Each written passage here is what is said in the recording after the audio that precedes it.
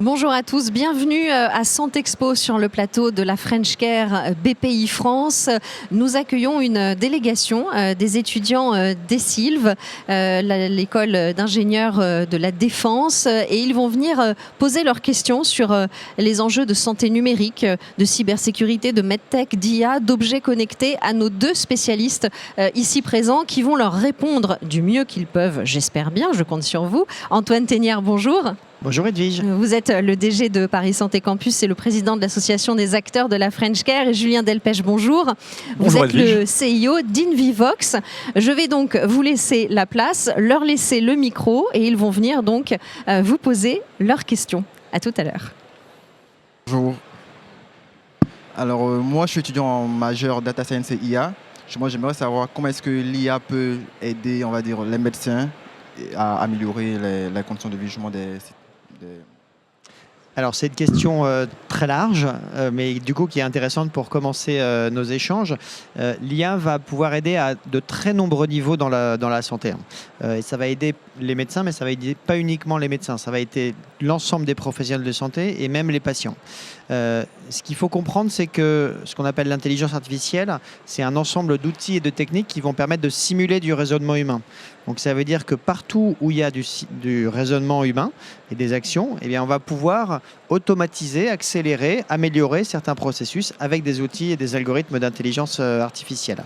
Et donc ça veut dire que on va prendre quelques exemples, mais vous pouvez imaginer un domaine très large dans la santé où les outils d'IA, ceux que vous construisez par exemple, vont être utiles et impactants.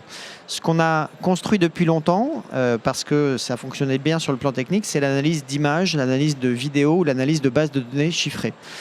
Donc à partir du moment où on a des données qui sont pertinentes et qu'on a construit des algorithmes qui sont capables d'analyser ces données, eh bien on va pouvoir appliquer des algorithmes et mesurer la performance de ces algorithmes par rapport à ce qu'on fait aujourd'hui en performance classique, notamment avec des tâches humaines.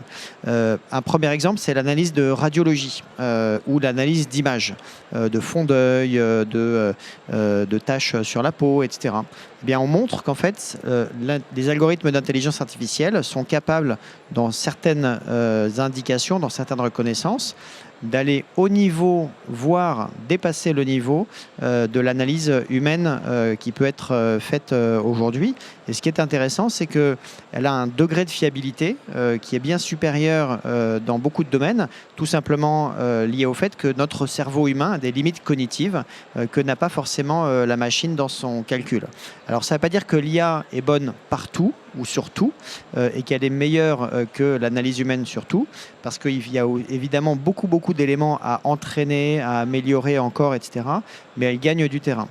Donc ça, c'est ce qui existe depuis un moment. Ce qu'on voit émerger, et le grand public a vu le terme intelligence artificielle devenir vraiment concret avec l'arrivée de l'intelligence artificielle générative, les fameux LLM, donc les librairies de langage.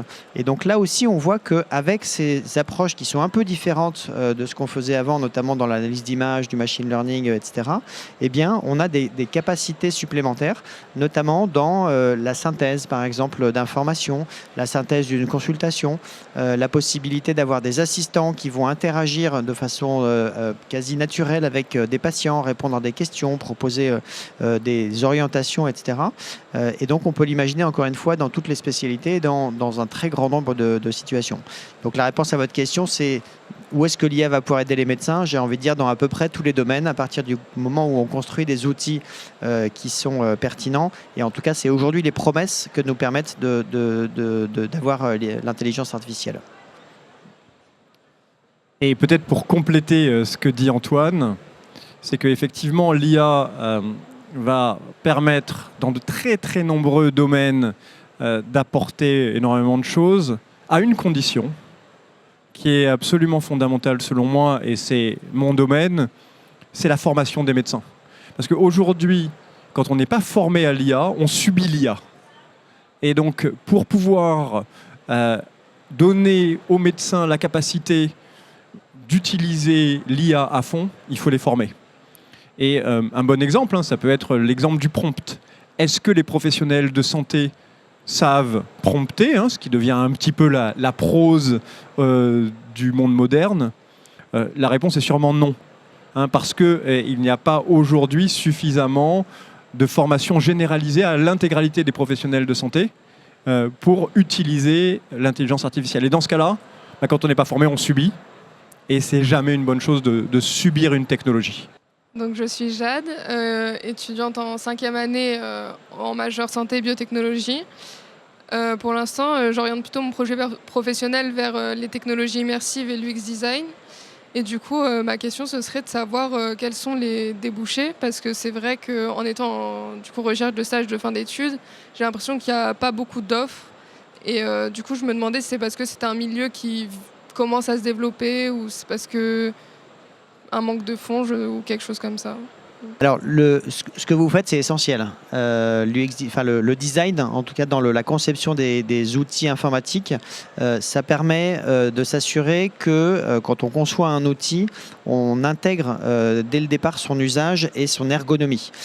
Et malheureusement, on voit qu'il y a aujourd'hui beaucoup d'outils qui ne sont pas tous pensés avec cette vision dès le départ, malheureusement.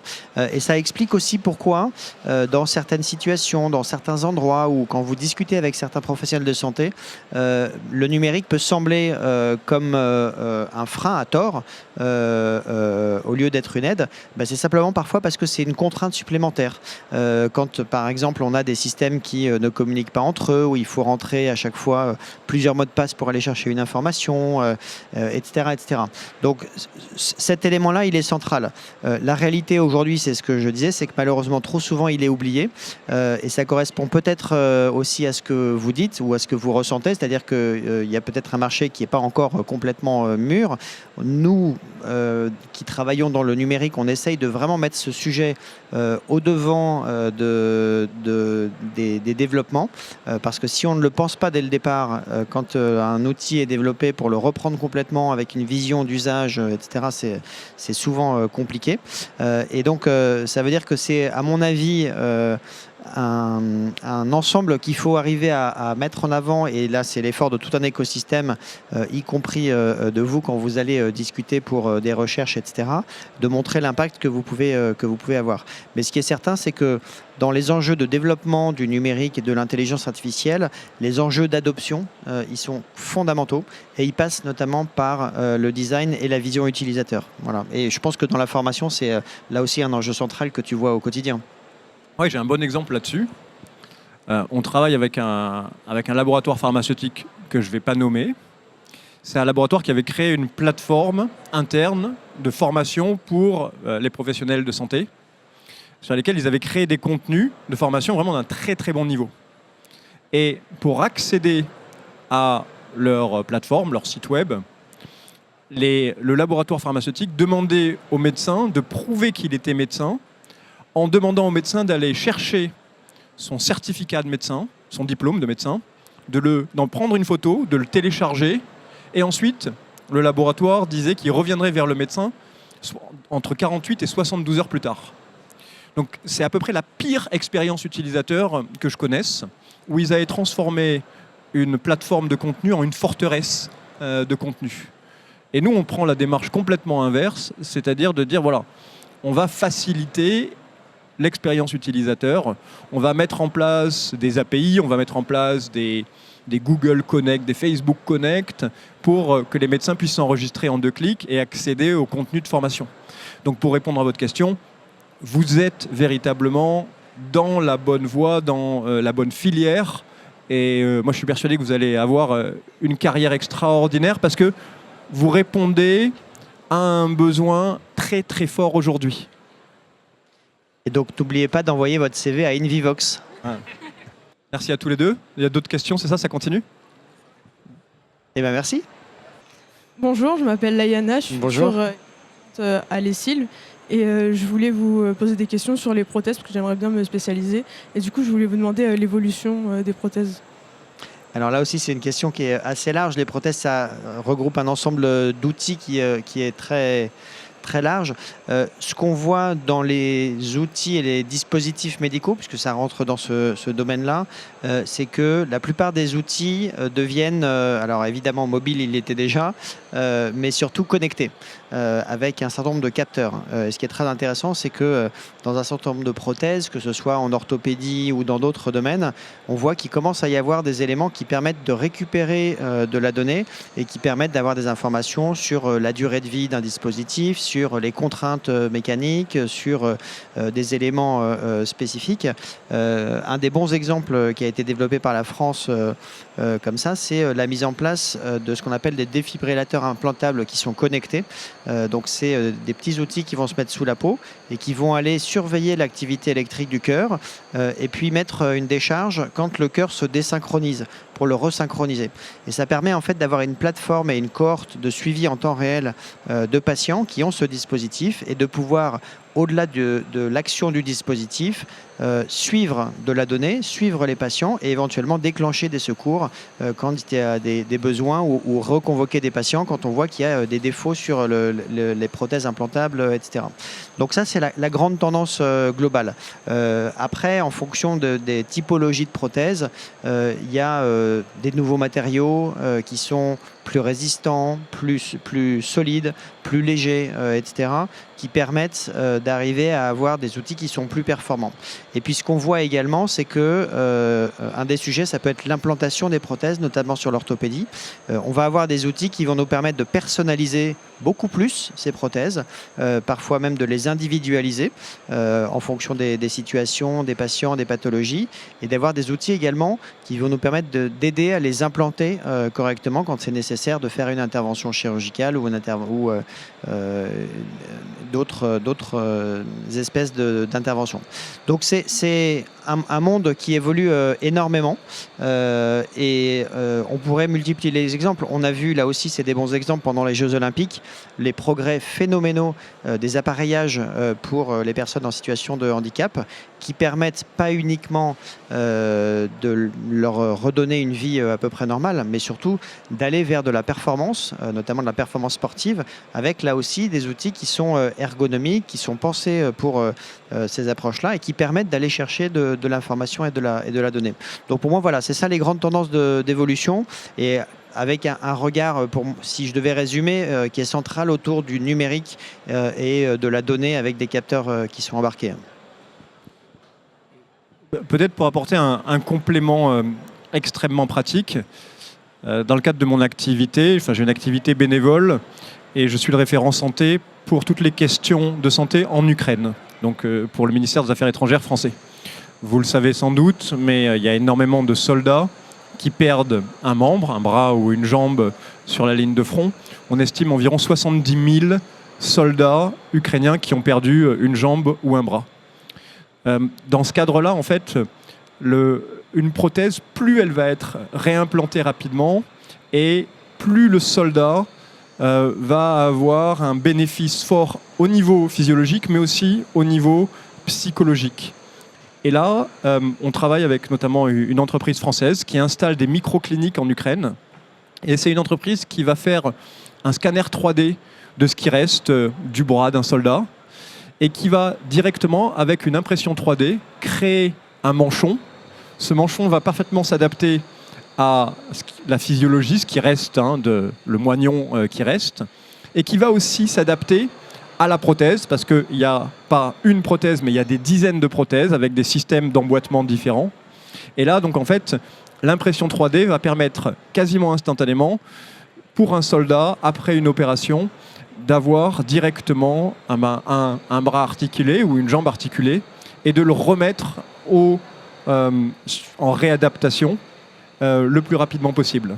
Et ça, c'est véritablement pour les soldats qui souffrent pas une petite révolution, une vraie révolution dans la prise en charge. Et en termes de durée de vie, on est sur combien en termes de période pour garder une prothèse? Alors là aussi, ça dépend beaucoup du type de prothèse qu'on utilise. Moi, je trouve que les deux éléments qui sont intéressants, c'est que pour certaines prothèses, on a des durées de vie qui s'allongent. Donc ça veut dire qu'on les implante une fois et on n'a plus besoin de les changer. Ça, c'est une très bonne nouvelle parce que quand c'est des interventions qui sont complexes, etc., ça simplifie beaucoup la vie des patients. Et puis l'autre tendance, c'est que si on a besoin de les changer, elles se changent plus facilement. Et donc, c'est deux grands éléments d'évolution. Typiquement, si on prend l'exemple des prothèses cardiaques, des prothèses de valve, pendant longtemps, on a eu deux choix. Un choix d'implanter des prothèses qu'on appelait mécaniques, mais qui nécessitaient un traitement anticoagulant, qui était complexe à gérer. Et puis, un choix d'implanter des prothèses biologiques, qui étaient des prothèses dénaturées, mais qui avaient une durée de vie limitée. Et en fait, ça veut dire que quand on implantait une prothèse cardiaque, on essayait d'estimer la durée de vie. Donc chez des patients âgés, on mettait plutôt une prothèse biologique parce qu'on savait que au bout d'un certain temps, on serait obligé de la changer, mais que le risque qu'on soit obligé de la changer était inférieur au risque de décès avant la durée d'évolution de la prothèse. Et puis chez d'autres patients, on choisissait plutôt une prothèse mécanique. Aujourd'hui, les critères de choix, ils changent un petit peu avec les données dont je vous ai parlé, c'est-à-dire qu'elles vont durer plus longtemps et on va pouvoir, si on a besoin de les changer, on va pouvoir les changer plus facilement. Et l'acheminement pour faire une prothèse, c'est quoi? Dans tous les domaines Alors ça, c'est une autre question. La question, c'est la conception d'une prothèse, c'est ça? Oui. Ouais. Alors, ce que je peux vous expliquer, c'est en fait, à travers cette question, c'est un peu le trajet de l'innovation. Et ça, c'est vraiment intéressant de le comprendre. Il y a quelques éléments qui sont incontournables au début. On a parlé tout à l'heure du design, qui est un des premiers éléments. Mais avant ça, il y a deux questions principales. La première, c'est à quel problème ou à quelle question je vais répondre. C'est-à-dire que vous pouvez avoir plein de bonnes idées. Si ça ne répond pas à un problème ou à une question, mais derrière, ce ne sera pas une vraie innovation qui va se transformer en usage. Ça, c'est le premier élément. Et le deuxième, c'est que pour que ce soit viable, il faut que ça réponde également à un modèle économique. Donc ça veut dire que vous allez pouvoir trouver des gens qui vont acheter ce dispositif ou cette innovation, qu'elle va éventuellement être remboursée parce qu'elle amène un bénéfice qui est très important, ou qu'elle va permettre d'économiser des coûts dans un système actuel, en améliorant des prises en charge, en simplifiant, en raccourcissant, etc. Donc ces deux questions, elles sont incontournables. Quel problème je vais résoudre et quel est le modèle économique associé? Une fois que vous avez ça et que votre innovation se développe, en fonction des innovations, il y a de la mise au point et du prototypage. Donc ça, c'est un premier élément. De l'évaluation, pour vérifier que votre innovation, elle est sécure, qu'elle n'amène pas de danger particulier, etc. Donc ça peut être un dispositif médical, ça peut être un médicament, ça peut être un dispositif numérique ou des algorithmes.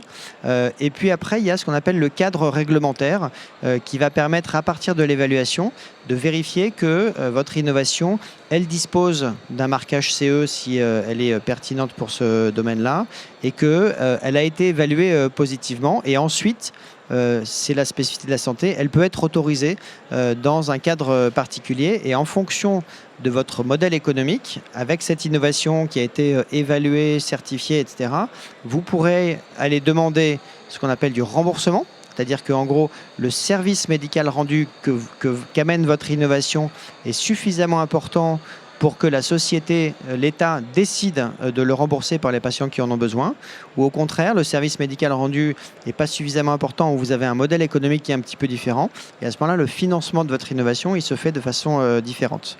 Et c'est un trajet qui peut sembler un peu long et un peu complexe, et c'est vrai, qui garantit à la fin qu'on a mis un certain nombre de filtres pour définir que l'innovation que vous amenez auprès des patients, elle amène réellement un bénéfice, qu'elle n'amène pas de risques supplémentaires et que le bénéfice, il se compte à la fois en service rendu médical, mais aussi en bénéfice économique pour la société. Donc voilà de façon très schématique le trajet d'une innovation. Et par rapport à d'autres domaines, la santé, je le disais, la spécificité, c'est qu'il y a des étapes de régulation qui sont un petit peu plus longues. Quand vous mettez sur une innovation autour d'un stylo, d'un nouveau tissu, etc., il n'y a pas forcément de régulation aussi avancée. Quand il s'agit d'un médicament ou d'une prothèse, comme votre question au départ, on a besoin de vérifier avec un certain nombre de cadres et d'éléments que ces dispositifs, cette innovation, elles sont compatibles avec l'utilisation chez l'humain et donc ça peut être un petit peu plus long. Et moi, j'aimerais rajouter quelque chose à ce schéma-là, parce que vous allez vous lancer dans le domaine de la santé. Antoine vient de le dire, la santé nécessite beaucoup de patience parce qu'il y a des régulations pour valider tout plein de choses. Et elle nécessite aussi énormément d'obstination. Et je vais vous donner l'exemple qu'Antoine connaît sûrement très très bien. C'est l'exemple du TAVI. Le TAVI, c'est une technique qui a été inventée par un chirurgien français, le professeur Cribier. Et ça répond exactement à ce qu'a dit Antoine. C'est-à-dire qu'au départ, vous avez des patients qui sont trop âgés ou qui ont une physiologie ou des maladies qui ne permettent pas de les opérer quand ils ont un problème au niveau de la valve aortique dans le cœur.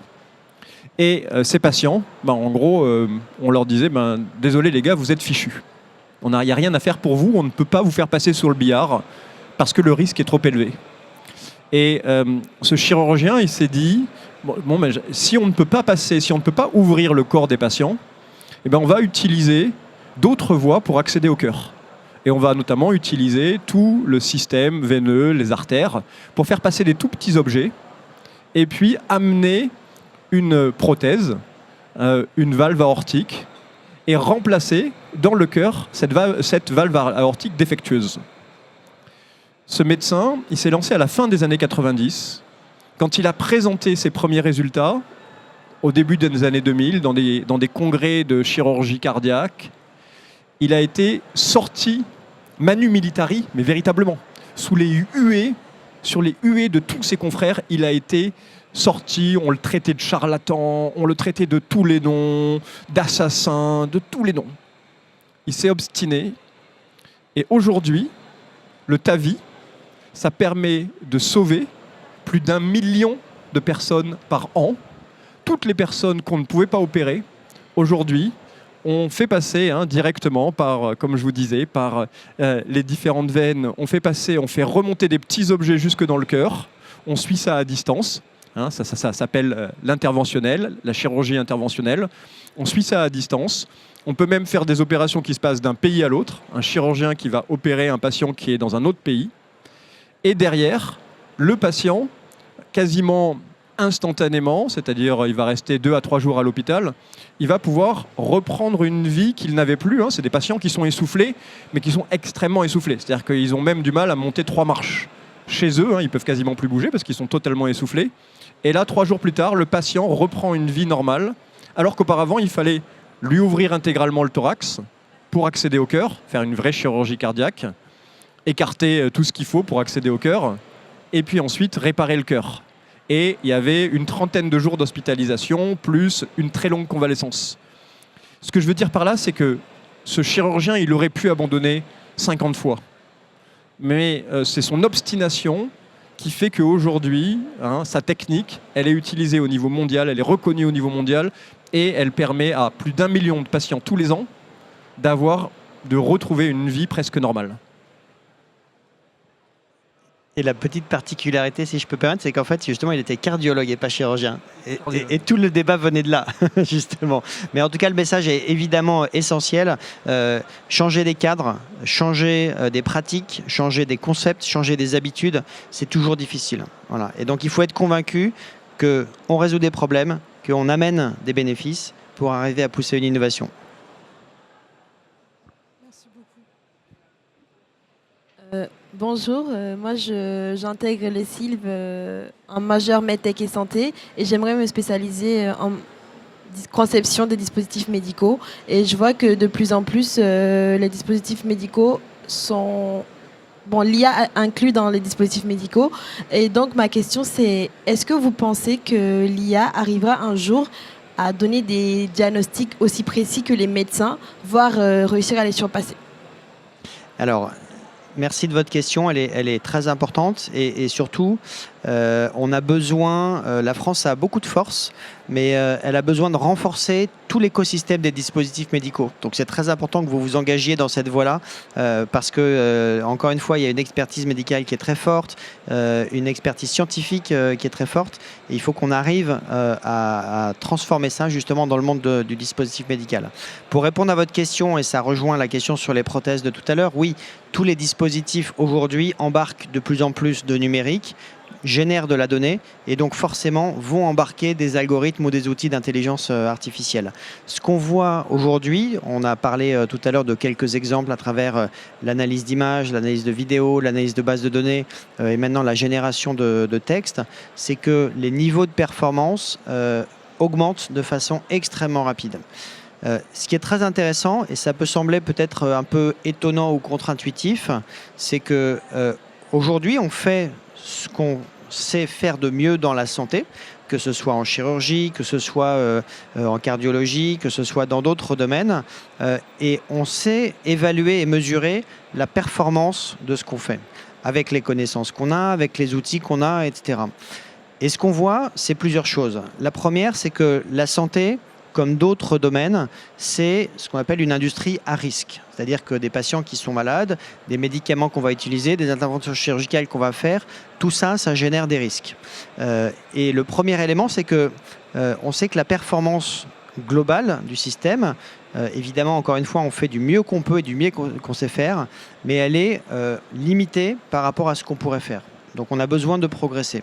Et la bonne nouvelle, justement, c'est que les outils d'intelligence artificielle vont nous permettre d'améliorer ces niveaux de performance en améliorant certains diagnostics, en accélérant certaines prises en charge, en créant des nouveaux traitements, etc. Et donc la promesse, c'est que justement, cet outil qu'on va intégrer comme une aide à la décision aujourd'hui, nous permettent de fiabiliser énormément les processus et donc de gagner beaucoup en performance.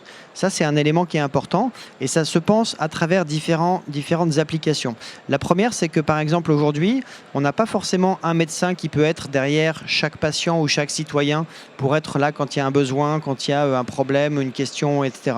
Les assistants qui sont basés sur de l'intelligence artificielle, qui vont pouvoir soit répondre à des questions des patients, j'ai mal au ventre, j'ai de la fièvre, etc., qu'est-ce que je dois faire, soit éventuellement analyser des données, typiquement avec des objets connectés, vont nous permettre d'avoir des éléments de reconnaissance beaucoup plus précoces de symptômes, par exemple dans les infections graves.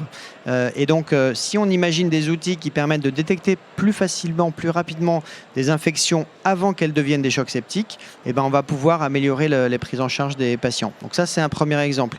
Deuxième exemple, on est en capacité aujourd'hui sur des mammographies avec des outils d'analyse automatisés, de prédire la survenue de cancer dans des durées qu'on ne savait pas faire jusqu'à aujourd'hui, quasiment jusqu'à 5 ans. Ça veut dire qu'on est en capacité de prédire des phénomènes qui vont nous permettre de les prendre en charge bien en amont et donc de limiter le risque par rapport à ce qu'on fait aujourd'hui. Et puis, troisième exemple, c'est la possibilité, là aussi dans l'exemple du cancer, d'aller diagnostiquer des cancers qu'on ne sait pas diagnostiquer aujourd'hui parce qu'on n'arrive pas à les identifier.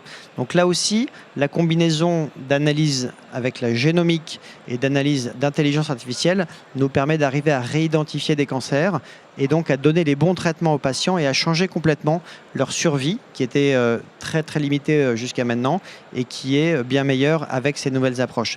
Donc vous voyez à travers ces différents exemples, on a déjà en pratique courante la démonstration que ces outils d'intelligence artificielle, ils nous permettent d'arriver à mieux prendre en charge des patients, que ce soit parce qu'on le fait de façon anticipée, que ce soit parce qu'on le fait de façon prédictive ou rapprochée sur le plan géographique, ou que ce soit parce qu'on a des meilleures performances ou qu'on arrive à aller dans des endroits ou des connaissances où on n'arrivait pas à aller jusqu'à maintenant.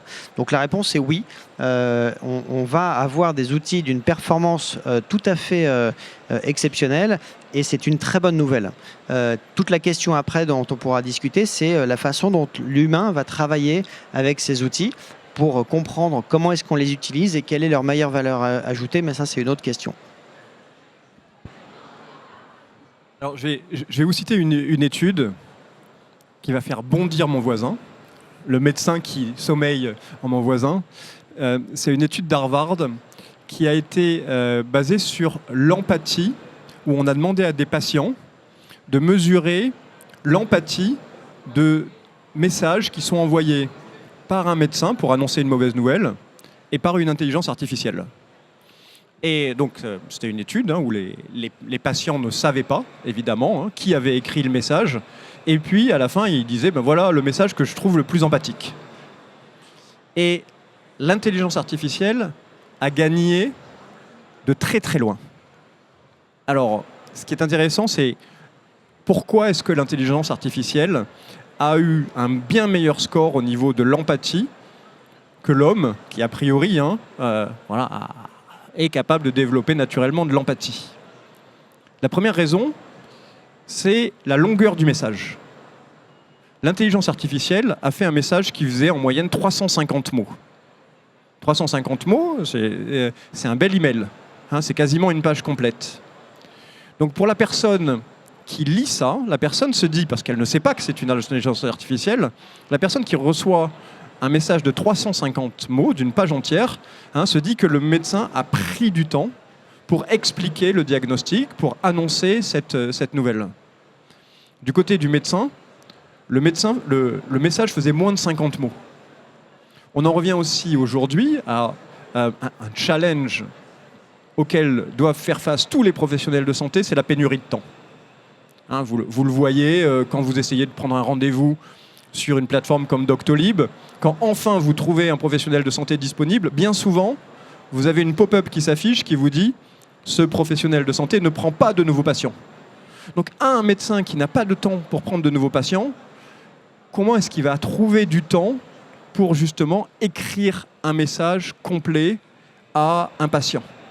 Donc finalement, la conclusion, c'est pas que les médecins sont moins empathiques que l'intelligence artificielle, c'est juste que l'IA, à partir d'un premier message écrit par le médecin, derrière, si on demande à l'IA de mettre plus de formes, d'expliquer plus de choses aux patients, finalement, le patient va être le premier bénéficiaire en se disant, voilà, ce médecin a pris le temps de m'expliquer en détail quelle était ma maladie, quel était le diagnostic, quel était le traitement qu'on me proposait et pourquoi. Et je trouve que cette étude, elle est intéressante parce qu'elle montre qu'au final, l'intelligence artificielle sans l'intelligence humaine, il manque un maillon. Il manque un maillon fort entre les deux. Alors vous avez vu que je ne suis pas tombé de la table, de la chaise en tout cas, mais parce que évidemment cette étude je la connais et elle est exactement l'illustration de ce que je viens de dire. C'est-à-dire on dispose aujourd'hui d'un certain nombre de connaissances et d'outils qui sont ce qu'on a de mieux jusqu'à maintenant. Et ce qui s'ouvre avec cette nouvelle ère technologie, c'est des niveaux de performance qui sont importants, y compris, et c'est ça qui est très intéressant dans l'exemple que Julien a pris, dans les sphères où on se disait finalement l'homme est en maîtrise parfaite de ces sujets-là, notamment dans les sphères relationnelles. Donc c'est ça qui est fascinant, c'est que ces outils-là nous permettent de repenser et d'améliorer l'ensemble des paramètres autour de la santé. Et donc dans une dispute avec votre petit ami, votre petite amie, avant de répondre, passer par un petit outil d'IA pour ajouter un petit peu de fleurs dans la réponse. J'aimerais savoir, est-ce que vous pensez que les médecins vont accueillir l'IA de façon... Comment dire est-ce qu'ils vont l'accueillir bien ou mal? Est-ce qu'ils vont dire, ouais, nous on a fait des grandes études, donc on sait ce qu'on fait? Ou bien est-ce qu'ils vont se dire, l'IA peut nous aider à améliorer nos connaissances? Qu'est-ce que vous en pensez? Alors, il y a plusieurs façons de répondre à cette question, mais elle est évidemment centrale et ça revient à ce qu'on discutait tout à l'heure sur l'appropriation et l'usage de ces nouvelles approches par les professionnels de santé. Ce qu'il faut bien comprendre, c'est que l'objectif de ces outils d'intelligence artificielle, c'est pas de créer des outils qui vont remplacer qui que ce soit, etc. Moi, je suis fondamentalement convaincu que l'ensemble des professionnels de santé veut faire du mieux pour chacun de ses patients ou veut le mieux pour chacun de ses patients. Et c'est vraiment une des vocations fortes des soignants. Quand vous discutez avec eux, c'est la volonté d'aider, la volonté de soigner quand il s'agit de soigner, de prévenir, etc. Et donc, si on prend un petit peu de recul, il y a 30, 40 ou 50 ans, on n'avait pas forcément tous les médicaments, toutes les organisations, tous les outils au bloc opératoire, etc., dont on dispose aujourd'hui. Et au fur et à mesure que ces innovations sont arrivées, eh bien, on les a évaluées. Et puis, quand on a montré qu'elles amenaient un bénéfice, eh bien, on les a utilisées. Et donc, l'intelligence artificielle, c'est exactement la même chose. On est en train de montrer que dans différents domaines, en dermatologie, en cardiologie, en radiologie, etc., ces outils amènent un bénéfice et vont permettre d'améliorer les prises en charge. Donc c'est ça le socle essentiel de la réflexion pour se dire qu'est-ce que vont amener les données, le numérique et l'intelligence artificielle. À partir du moment où on démontre qu'il y a un bénéfice dans les prises en charge, l'ensemble des professionnels de santé va pouvoir facilement l'adopter. Après, la particularité de l'intelligence artificielle, c'est qu'elle pose une question qui est un petit peu différente par rapport à un médicament ou un dispositif médical, etc. C'est qu'elle va venir sur un terrain où jusqu'à maintenant, l'humain était le seul en capacité de maîtriser des raisonnements. C'est ce que je vous ai dit au départ. Les techniques d'intelligence artificielle, c'est de la simulation de raisonnement humain. Et donc, ce qu'il peut y avoir comme impression, c'est la notion de rupture de monopole, c'est-à-dire que l'humain avait le monopole de l'intelligence et qu'on vient amener des outils justement qui vont rompre ce monopole, comme on a rompu le monopole de l'information avec Internet ou comme on a rompu le monopole de la connaissance. Et donc ça, c'est un élément qu'il faut accompagner, qu'il faut expliquer et qui n'est pas une remise en cause ni des études, ni des compétences, ni de la valeur d'une personne, d'un soignant, etc., mais qui sont des complémentarités extrêmement intéressantes. Et donc là, où je rejoins ce que disait Julien tout à l'heure, c'est la combinaison entre intelligence naturelle et intelligence artificielle va nous permettre de voir ensuite quelle est la meilleure articulation entre ce que fait l'humain et ce que va faire la machine. Et l'objectif, c'est d'arriver ensuite à avoir la meilleure approche pour chacun des patients. Et donc quand on regarde, je trouve, avec ce prisme-là, en se disant, au-delà de remettre en cause telle ou telle personne, telle ou telle étude, telle ou telle compétence, etc., c'est avant tout un outil qui va amener un bénéfice important pour les patients, pour faire des prises en charge qu'on ne sait pas faire aujourd'hui, pour aller plus vite, pour aller dans des territoires où on n'est pas forcément tout le temps, etc. Et donc c'est avec ce prisme que moi je regarde justement le bénéfice de l'intelligence artificielle en me disant que c'est une promesse d'amélioration qui est très forte.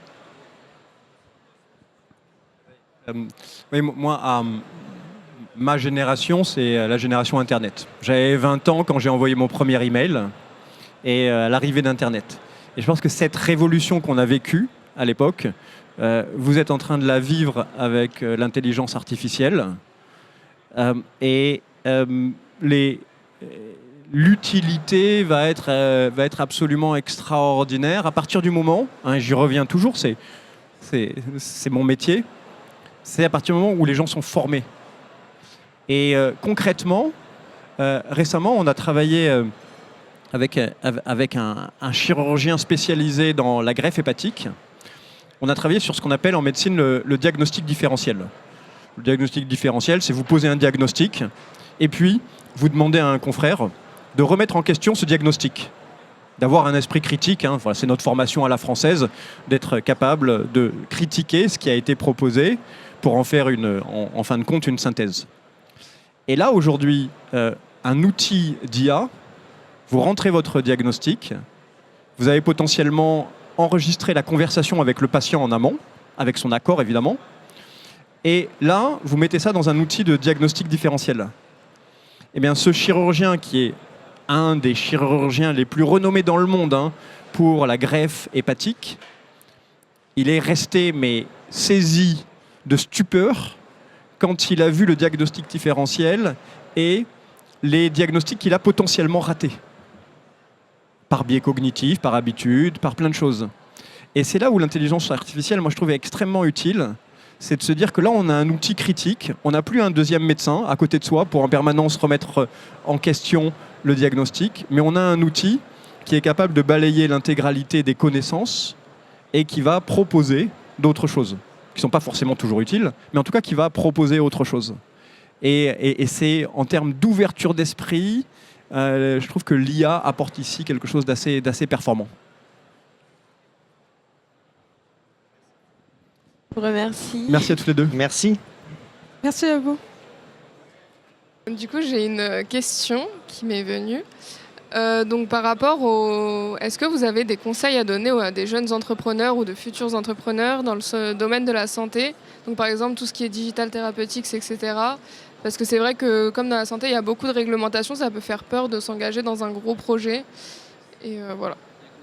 Alors je pense qu'on a plein de conseils à donner, à la fois parce qu'on a une bonne vision du domaine et puis à la fois parce que c'est aussi l'expérience, et notamment Julien avec son expérience d'entrepreneur. Les éléments importants, c'est de bien connaître et comprendre ce qu'on a schématisé tout à l'heure, c'est-à-dire le trajet de l'innovation et notamment les deux questions principales. quelle est la problématique que je veux résoudre et comment je vais financer ou comment va se financer mon innovation. Ça, c'est vraiment 2 incontournables parce que si vous n'avez pas ça derrière, vous pouvez faire plein de choses très intéressantes, mais ça n'en fera jamais des entreprises qui sont rentables et puis qui vont devenir des champions. Donc ça, c'est un premier élément. Le deuxième élément, c'est qu'évidemment, pour tout ça, il faut être connecté et accompagné. C'est très important pour, à chaque niveau de son développement, voir les situations, comprendre comment est-ce qu'il faut ajuster et puis comment est-ce que vous allez traverser justement un certain nombre de problèmes, parce que c'est un peu les montagnes russes. Ça prend du temps, c'est compliqué. Comme disait Julien tout à l'heure, il faut être obstiné, il ne faut pas se décourager, parfois il faut se battre parce qu'on croit à quelque chose, qu'on croit que ça amène un vrai bénéfice et qu'il faut le démontrer. Donc ça, c'est un premier élément important. Le deuxième élément qui est important, c'est que vous êtes dans un monde qui évolue très vite et avec souvent pas mal de concurrence, surtout si vous avez ce qu'on appelle des barrières à l'entrée, c'est-à-dire en gros des concurrences qui sont potentiellement ouvertes. Et ben, l'élément déterminant, c'est votre capacité à faire et à faire rapidement. Et ça, c'est vraiment important. Donc, connaissance, engagement, obstination, exécution. Et puis après, il faut parfois avoir une pensée un peu en dehors des cadres, voire un petit peu de folie, pour se dire comment est-ce que je vais changer les modèles et comment est-ce que je vais amener une vraie valeur ajoutée que les autres n'ont pas forcément vu dans un nouveau domaine. Et là-dessus, la notion d'interdisciplinarité, elle permet d'avoir un regard neuf, je trouve. Voilà. Donc, c'est quelques éléments, il y en a évidemment plein d'autres, mais peut-être quelques éléments pour avancer. Moi, je vais rajouter un élément. Multiplier les stages, multiplier les alternances, multiplier les expériences dans des groupes de medtech, dans des labos pharma, dans des startups.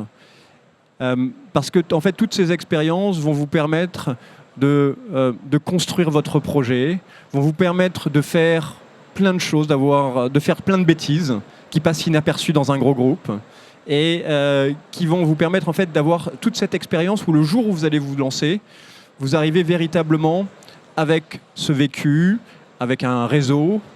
Vous allez pouvoir vous appuyer, ce qui n'était pas le cas encore il y a 5 ans ou 10 ans de ça, sur des structures comme la structure d'Antoine, Paris Santé Campus, qui va vous accompagner, dans le projet, qui va vous accompagner dans le financement, dans la mise en relation avec les bonnes personnes. Et je pense que ça, c'est la réussite des 10 dernières années, c'est d'avoir créé ces structures où vous n'êtes pas seul. Vous avez plein d'entrepreneurs autour de vous, il n'y a pas que des entrepreneurs, au contraire. Et ce sont des tremplins assez importants. Mais moi, je pense que le fait d'avoir multiplié les expériences, les stages, les alternances, tout ça, c'est assez fondamental avant de se lancer.